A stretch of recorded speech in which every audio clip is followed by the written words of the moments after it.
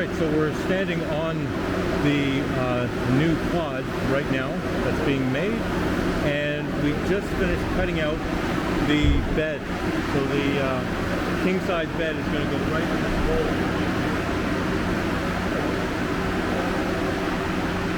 Now what we're doing is we're putting the new wall sections down.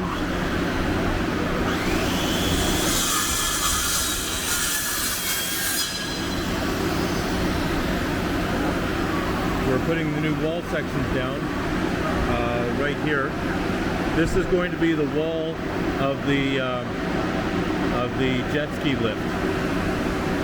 So it's going to be the supporting wall. Goes right there. So it's going to go from the base inside the underwater or the engineering room. It's going to go all the way up, be part of the frame of the bed itself.